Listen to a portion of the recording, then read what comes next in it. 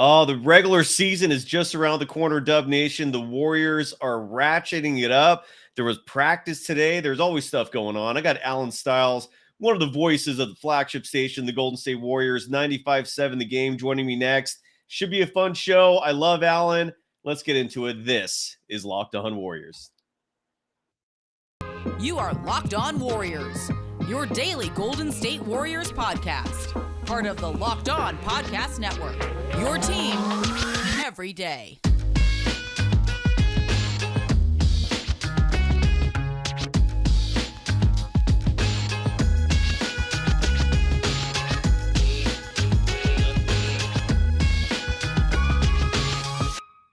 Thank you for making Locked On Warriors your first listen every day. We are free and available wherever you get podcasts. You can follow Alan Stiles on Twitter at @the_StilesFiles. You can follow me, Cyrus Saatsaz, on Twitter at DogSurfRoadshow. Alan, how are you doing, man? And what were your first thoughts from the first two preseason games of the Warriors playing Japan? I'm doing well. You know, I'm not one of those people who, I love the fall. I very much do love the summer. So a little sad that the summer is now over, but it does also mean that Warriors basketball is here. I was going to say right around the corner, but it's here. So very excited for that. And I mean, the preseason games that we've seen so far, what can you say about Patrick Baldwin Jr.? Everything that we during the offseason, we talk about finding these hidden gems and the culture and all these things. It's almost as if the rich get richer, but when you are a fan of the rich like we are, as in the Golden State Warriors, you can't be anything but happy about it. You get Andre Iguodala back. I'm sure we'll get into that a little bit more as we go, but yeah, man, everything is looking up for the Warriors right now. Absolutely, man. I'm gonna speaking of Patrick Baldwin Jr., and actually before I jump into that, I was just talking to a good friend of mine about the many decades of darkness that Dub Nation had to endure before this dynasty we're experiencing now, Right. and just the fact that I never picture this. Like I never envisioned in a million years that the Warriors would not only be a championship team, but a damn dynasty. It's incredible. Right. It's absolutely incredible. And you're right. It's just the rich get richer, and that might be the case with Patrick Baldwin Jr. I have this sound clip from today's post-practice. I want to play real quick. This is from Kevon Looney talking about Patrick Baldwin Jr. I actually haven't heard this yet, so let's hear what Looney has to say. A lot of guys that come into the league that have had parents as coaches like Pat, you can kind of see that in them. What are you seeing in that regard with Patrick? Just his feel for the game is really high. You can tell that already, you know, him being a rookie and, you know, not even playing a lot of college games. And for him to have that feel already, he already knows where to be at. He picks up on everything really fast. And, that's something that you need to be on his team. You know, he's a high IQ player. And I know Steve loves guys like that. So he's going to probably find his way on the court somehow. It's going to be a lot of work, a lot of talent at the position. But, the way he shoots it and his feel for the game, it's already taking a step in the right direction. Look, I know it's only two preseason games, man. It's very early. So, but I mean, give us your thoughts, dude. I mean, this kid looks like the real deal. It's only two games. I know it's only two games, but dude, there's reason to be encouraged here. I mean, definitely reason to be encouraged. And it's funny, obviously basketball season is essentially started, but we are also in the midst of the football season. And the Warriors really took a bit of a page out of Kyle Shanahan's book, as in he loves guys that maybe had some injuries and dropped a little bit in terms of their expectations. They go out and get them. They've done it with George Kittle. Now they're doing it again with Drake Jackson. And that's a little bit of Patrick Baldwin Jr. This guy was a really, really top recruit. And what happened was he decided to stay at home, stay close, work with his dad, play with his dad, had some injuries, kind of fell off the radar a little bit. But when you have that type of size, that type of jump shot, right? And this is a wing-driven league. How can you let something like that go? So like you said, it's early. It's a long season, obviously going to be a learning curve. And at that position, there's a lot of competition. But just to have this issue, it's a really good problem to have if you are the Warriors or a Golden State Warriors fan. Yeah, he would have been. It was just a year ago that he was a top 5 consensus high school All-American. Duke wanted him. He, like you said, he went and played for his dad. But one of the flags coming out of college, besides the fact that his numbers weren't up to par. And a huge reason for that, besides the injuries, was the fact that other teams, their schematics were focused entirely on him. You know, when you're playing Milwaukee and you got Patrick Baldwin Jr. and 4 other scrubs, no disrespect to those other players, but Right. You're going to focus on PB and J, and so your numbers going to be affected by that. How impressed were you, given another huge flag was these ankle injuries, or this ankle injury that apparently affected him his entire freshman year, it also affected him in high school. He gets drafted by the Warriors, and like a month later, after dealing with their medical staff, he's fine. There's like Right. no residual. And you know what? And you know what? I wouldn't say necessarily people like me, but a lot of people saw this and saw, okay, well, Ryan Rollins isn't playing. A lot of these guys that they drafted, we didn't even get to see play. And we're thinking, what are they doing? Right? We do this so often. What are they doing? And just stick to the plan and believe in what they're working with. Again, obviously it's still early, but you know, they make the right decisions. Look, we know you want to see these guys in summer league. We have bigger fish to fry, and that fish to fry is hopefully a repeat. And for him to come out, look the way he did, it's so funny to me because all these guys, at what point are we just not us Warriors fans, but the naysayers, and they're still out there. At what point are you just going to say, look, these guys just know what they're doing? And that's no disrespect to, you know, a lot of the guys that have come through the system, but a big part of this is, I know this is an overused term, but the culture. I mean, once you start, you look this way, how could they get Otto Porter Jr.? How could they get Bielitsa? A lot of these guys, look, the Warriors don't have any money. It's not as if they're cooking the books or something like that. They're getting guys that other people are allowing to go, and they're making it work. I mean, Patrick Baldwin Jr., another guy, multiple teams had opportunities to get him. They go out, they find guys that they believe are going to fit the system. Gary Payton II, all these guys. And if you start to look at what they do once they leave the Warriors, only a handful of them continue on the same trajectory. So a lot of it is, yes, Steph Curry, Klay Thompson, Draymond Green, all of that. It's all one great recipe that makes an amazing meal, and you add guys that you know aren't going to take away from it. And I think that's the most impressive thing. I mean, you know, they're going to find people that fit exactly what they want. And sometimes it works out, sometimes it doesn't. But it feels like, Cyrus, as of late, they've been on a bit of a hot streak, and they've been finding guys that they've been hitting on a good bit. Absolutely. Like, really, the only year where I feel like they struck out a lot was 2020, when you had like Glenn Robinson III and Alec Burks. You know, and I'm holding my phone here because, speaking of like the naysayers out there, ESPN had this poll today. It's or maybe it's NBA.com. Here we go. You saw this? So NBA.com had a GM survey. I don't know how many GMs were surveyed for this, but they were asked, who are your championship favorites, right? 11% said the Boston Celtics. Okay. 21% said the LA Clippers. All right, they got talent. It's just whether or not they're going to bring it together. 25% said the Warriors. 43% said the Bucks. Your immediate reaction to that? Well, I'm just glad that the Clippers weren't any higher than they were, because I'm so tired of this Clippers stuff, man. I mean, if they stay healthy, we've been saying the same thing for the last 3-4 years now. I mean, at some point, they have to at least do something for me to even include them. When it comes to the Bucks, the first thing I think of is, not to take it there, but I'm wondering if a lot of this has to do with the Celtics drama going on, because Vegas has the Celtics, or had the Celtics, as co-favorites with the Warriors at very worst. At very best, once they got Malcolm Brogdon, some Vegas sites had them as by themselves as the front runner to win this whole thing. So I don't know if there's something going on there. If not that, I mean, I was in the camp in terms of Chris Middleton. He is kind of the Robin that is one of the best Robins you could have for Giannis. The reason that their partnership works so well is because Chris Middleton, they're both good at things that the other person isn't great at, right? Where Giannis isn't really the shooter, even though he's improved. Chris Middleton is the closer. He's the knockdown guy, because when things get tight and Giannis isn't necessarily getting the foul calls, because we know he gets fouled a lot, he doesn't get called every single time. Very Shaq-esque in that way. You have Chris Middleton to come in and close.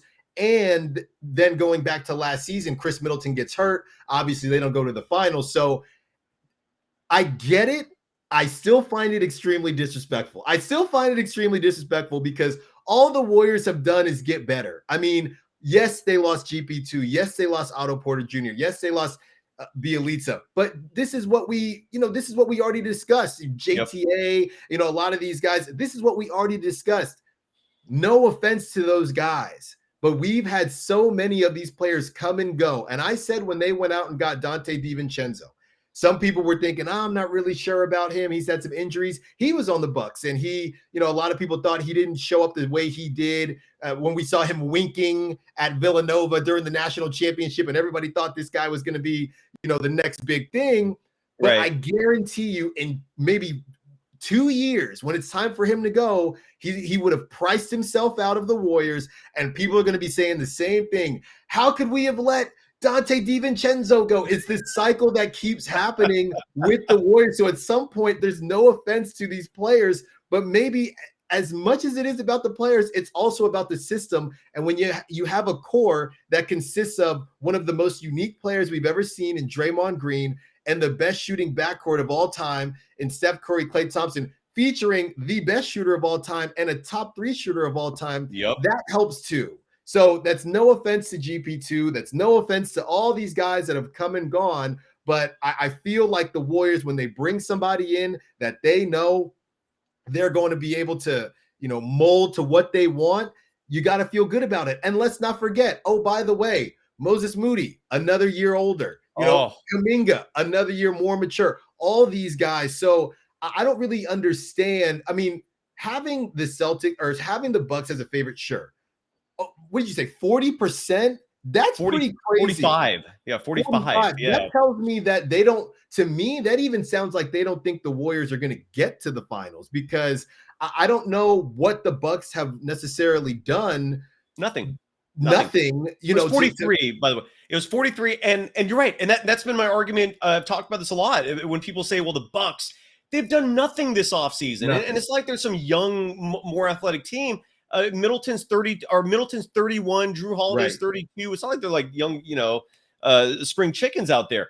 I'm with you, man. They don't have the depth. And I always look back to last March. The Warriors and Bucks played a nationally televised Saturday game where both of them were trying, man. Like when the whole country's watching your team in a regular season game, players oftentimes perk up a little bit, and especially if it's like a marquee matchup between two potential championship contenders. They're out there trying. The Warriors did not have Draymond Green in that game, and they crushed the Bucks. Like when I saw that, all my doubt was out, man. I don't think. Yeah, and it's funny because you'll sit there and say, well, who's going to guard Giannis? And I don't know if it's just we need another episode for just the disrespect of Steph and how there's just so much of nobody ever says who's going to guard Steph. It's always, well, who's going to guard Tatum? Who's going to guard Giannis? All these guys. And no one ever asked the question, well, who's going to guard Steph?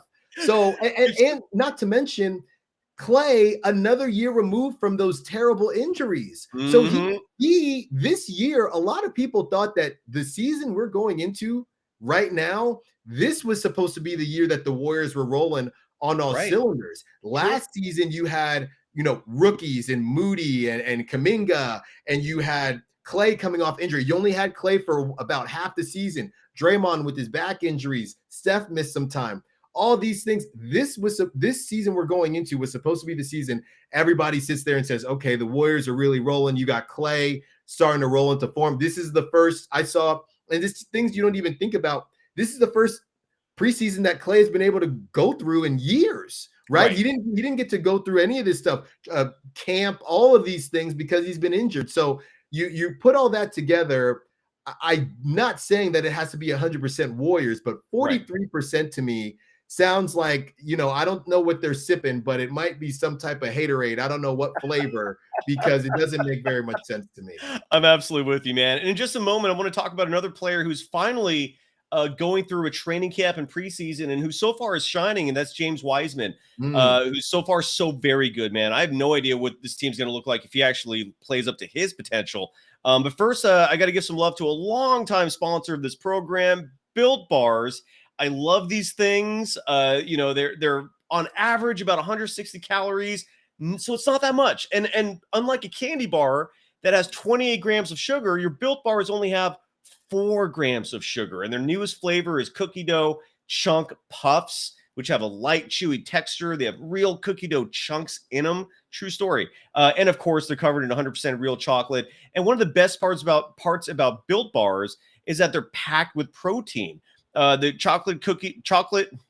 cookie dough chunk puffs have 15 grams on average. Most Built Bars have 17 grams of protein, and that protein is collagen protein, which your body absorbs more efficiently, provides tons of health benefits. You can eat something that tastes good and is good for you. Go to built.com, use the promo code LOCK15 and get 15% off your order. Again, the promo code is LOCK15 for 15% off at built.com.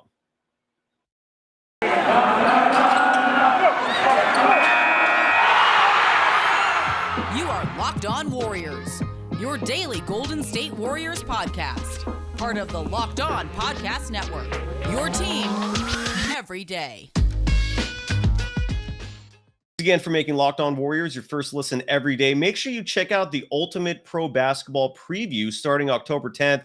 It's a 6-episode extravaganza to get you ready for the NBA season. The local team experts and the NBA insiders of the Locked On Podcast Network and Odyssey all combining into one Ultimate NBA Preview starting October 10th. Search for Ultimate Pro Basketball Preview 2022 on your Odyssey app, YouTube, or wherever you get your podcasts. You can follow Alan Stiles on Twitter at _Stiles Files. You can follow me on Twitter at Dogsurf Roadshow. And again, Alan, one of the many voices on the Warriors flagship station, 95.7 FM, The Game. James Wiseman, man. Look, that the first game he played, where I think he had like 21 points, he looked damn good, dude. Like there was that one dunk where he was being challenged and he just straight stuffed it over the defender. Your early impressions of this young man who could be a profound a player for the team. It's a whole new world. It's a whole new world. You know, the new Little Mermaid is coming out, so I'm going to use that line right there. It's a whole new world because if you look at this whole dynasty that we've had with the Warriors, who's been their most athletic big? JaVale McGee, who was essentially a backup for majority of his tenure there. So I think that this season, going into this season, I've always thought, okay, whatever year James Wiseman comes back, that's what you expect out of him. What we saw from just these early games, right, in this first preseason game, he could be more than that. And I think that is something that this Warriors team has never had. I think there will be a transition period as they get used to it, but ultimately it's only going to help everyone. Number one, it helps Draymond, who I saw you tweet not too long ago about Draymond's back, who I didn't realize how bad it was. I don't think a lot of people really realized how no one bad did. It was. I don't think anyone did except for people in the team. Nobody did. So now going into his later years, to allow Draymond to not have to bang in the post with a lot of these 7-footers, that is one of the most, I think, important pieces of this. Offensively, you already have so many weapons. This just brings another one. We know what happens when, they're partying in Chase Center, the threes are falling, Steph is shimmying, everything's great. But there are times when that's not the case. There are times where they go cold. And, ever since Sean Livingston, you haven't really had that, all right, let's just get 2 on the board and let's get this thing rolling again. Right. You have that a little bit with Kuminga. He can get to the rack, but he's still learning. James Wiseman and Draymond is great at this. Steph is great at this. All right, we're cold right now. Let's run some P&R. Let's get James Wiseman going to the bucket, and let's just kind of reset things. I think that's going to be huge.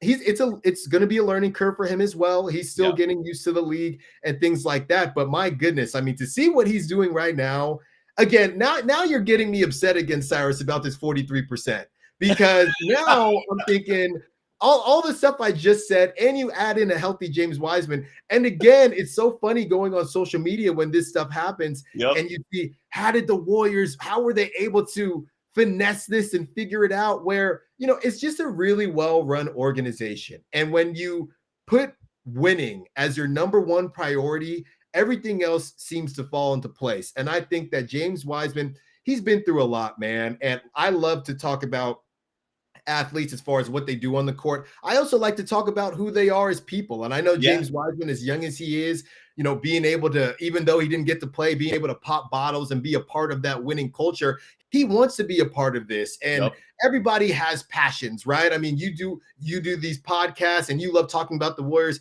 If you weren't able to talk about the Warriors for a year, that'd be really tough as you're watching other people talk about the Warriors. Whatever your passion is, to anybody that's listening, I mean, if you're James Wiseman, you grew up playing basketball. You love playing basketball. He's barely gotten to play basketball since that Memphis he wasn't able to. Then he has the year with the Warriors that was a rough year. Then he gets injured. Then he has complications. So it's just a great story to see him be able to get out there and whatever he's able to bring. If we were building this as a dessert, I would say he's maybe the sprinkles, right? I mean, Steph is the eggs and the flour and Draymond and the milk and all that stuff. Then you start to get to the icing. I think that James Wiseman could be those sprinkles or that cherry on top that really, as soon as you have this all game planned, if you are, okay, Clippers, okay, Mavericks, okay, whoever you are, the Suns, even though we don't know what's going on with the Suns, they're not. You sat there and said, we have this whole thing game planned out. Oh, by the way, here's a 7-footer that you haven't had to deal with before. And he's healthier than ever, and he can jump out the gym, and you still have to deal with the weapons on the outside. Absolutely, man. I by the way, I love that metaphor you pulled out about, I don't know if it's maybe allegory about the us finding passions in life. Because you're right, man. If this is almost like therapeutic for me. So I can't even begin to imagine, how he felt those 2-3 years. What are your passions, by the way? Well, I mean, just like you, I love to talk sports. I like to try to stay in shape. I like to run, and I just signed up for one of those mud races, a Spartan race. So if I wasn't able to do that, and I get to watch, and I have to watch everybody else do it, all my other buddies do it, that would bug me. It would be tough, But just like you, if somebody zipped my mouth shut for a year and I couldn't talk sports, it would be brutal. It would be brutal, man. Absolutely, man. And I feel like the only two parts of Wiseman's game that still need to be developed a little bit are, for some reason, he has problems holding on to the rock. I don't know why he's having those issues. I don't know if you saw that as well. Hopefully it's just the speed of the game, and as it slows down, he'll be better at that. And then he gets in foul trouble. That second game in Japan, he fouled out. So he still needs to work on that, but he's close, dude. I mean, there's optimism abound, and Patrick Baldwin Jr. got to add, he's got size too. He's like, I mean, when I saw him in person and I talked to him for a little bit, I hope he comes on the show soon. I definitely would ask your producer to book him because he's a good kid, man. Like, you could tell he's been around the game, so he's polished. But he's a big dude. Like, and you saw that on the court. Like you could put him at the 5 as a stretch at some point, I think, if you had to. And he could hit the 3. He's a natural shooter. It opens up so many doors, man. I can't. I'm ecstatic about it. Are you worried about Klay Thompson? The Warriors supposedly have a scrimmage this Thursday, and he's been ruled out. He didn't play the first 2 games in Japan because of, and he admitted it himself. He said there were mental hurdles. He didn't play pickup basketball, which he normally likes to do, because he tore his ACL, or not ACL, his Achilles, playing pickup ball. So he kind of was a little apprehensive. Plus, he did nothing but party all summer, celebrating the championship. Any concerns on Klay? You're a former athlete, man.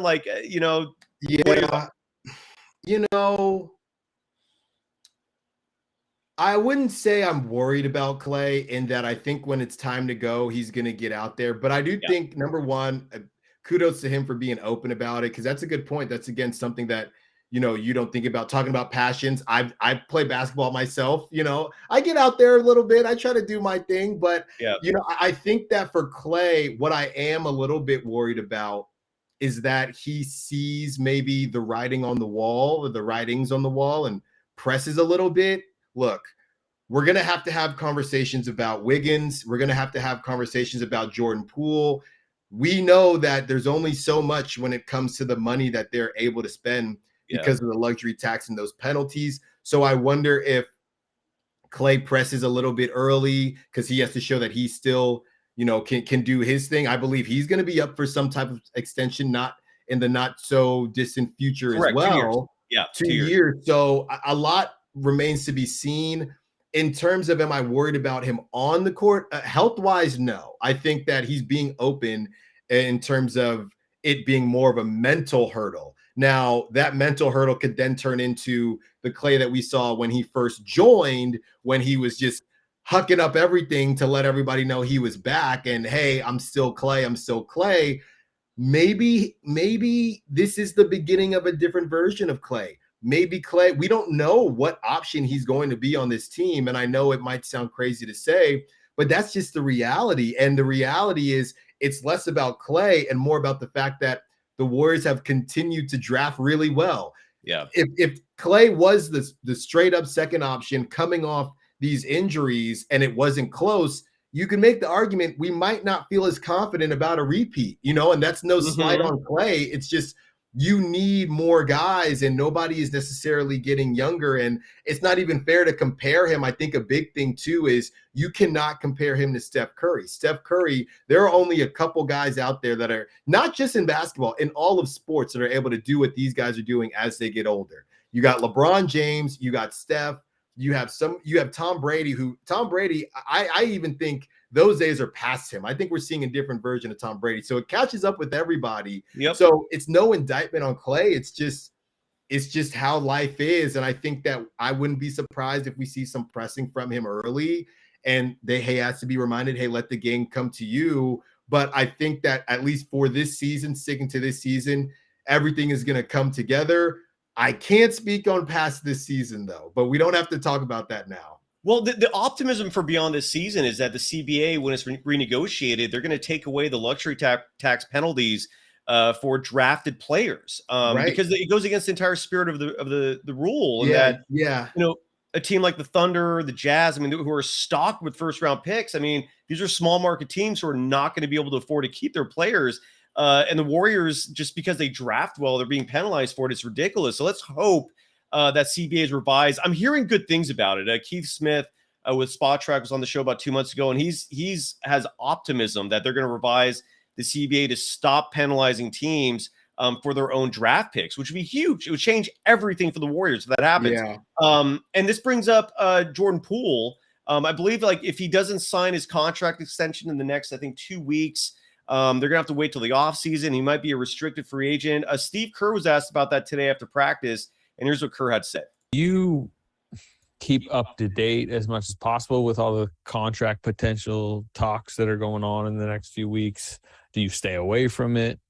It's not something I discuss every day with Bob, but if anything is going on, he usually kind of just pulls me aside and shares, what's happening. So, Bob and I haven't talked about it in a week or so.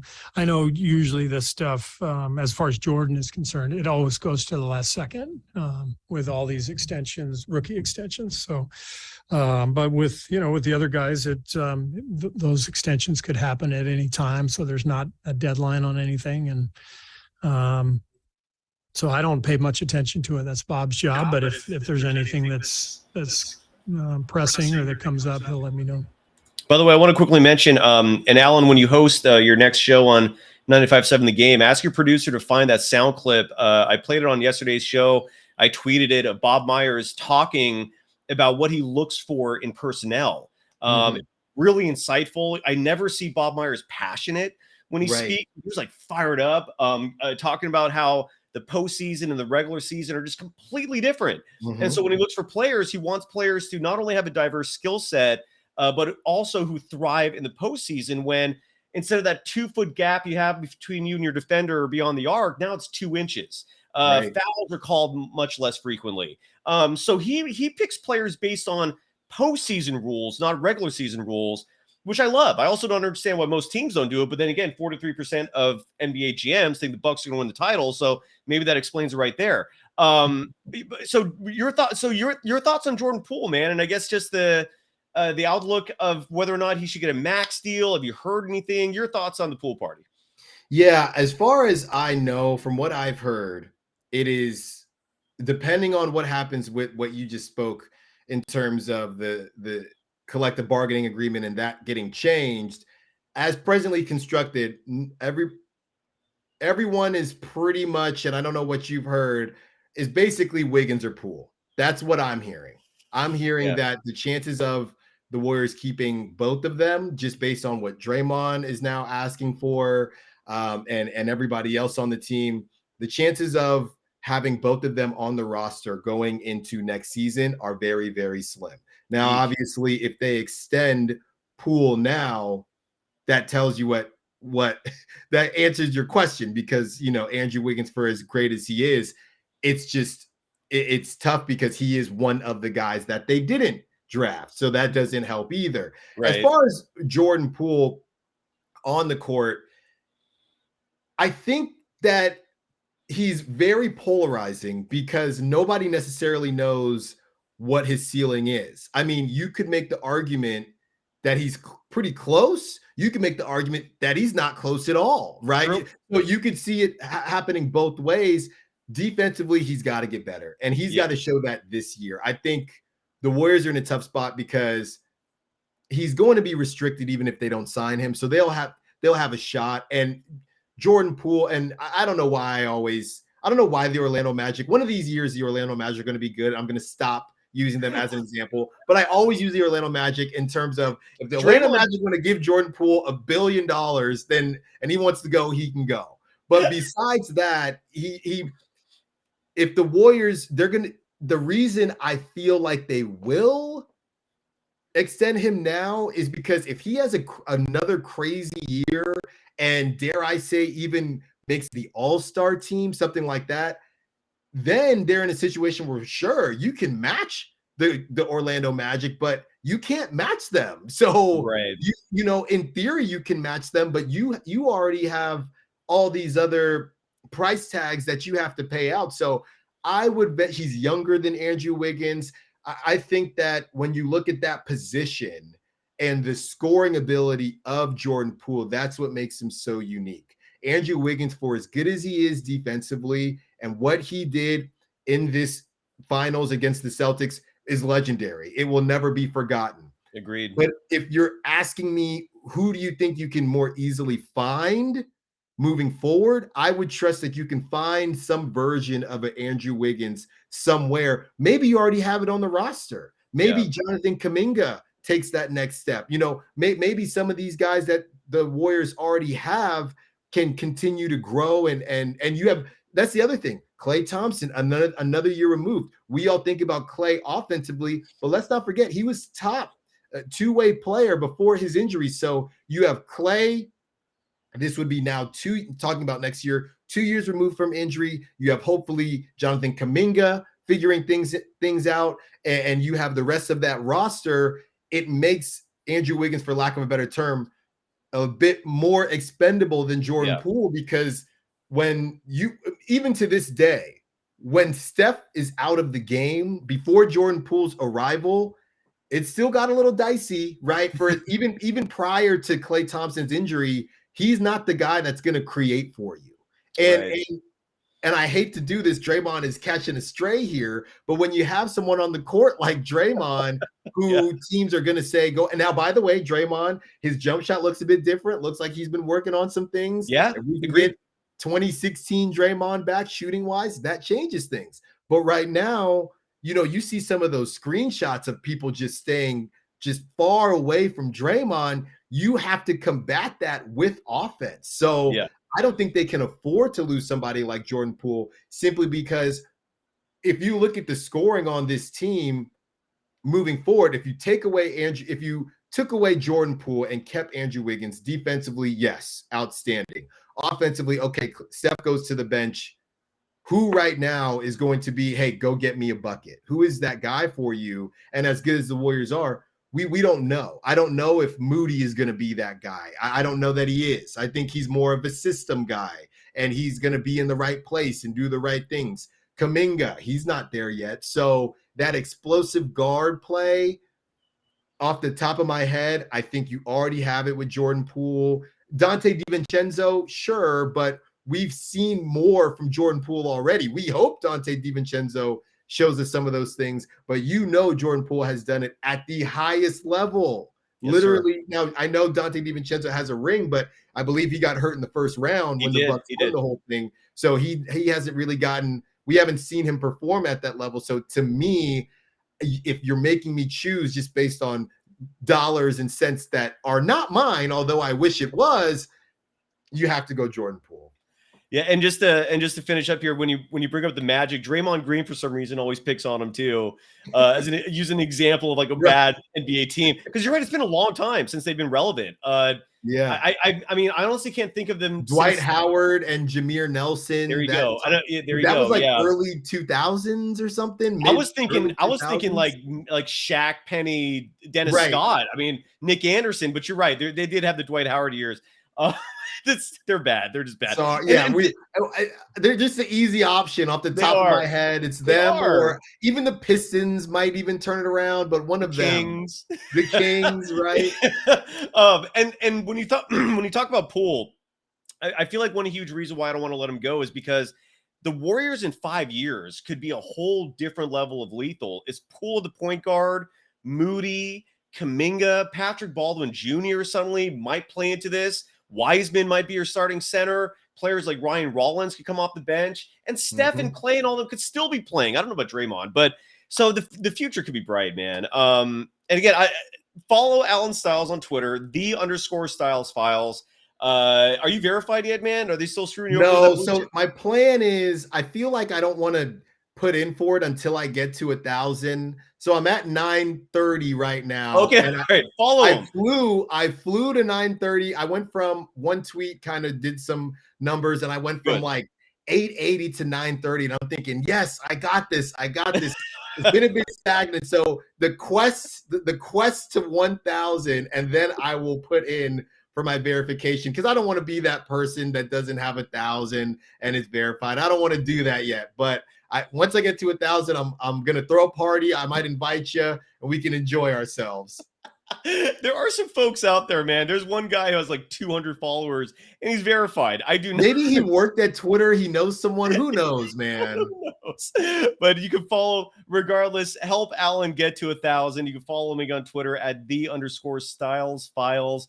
You're a host at 95.7 The Game, the flagship station of the Warriors. I think you do some work with Cron 4. Anything else you want to promote before we call it a wrap? No, catch me on 95.7 The Game most of the time on weeknights or weekends, doing the 49ers post-game show as well, so you can catch me after those games. And good stuff.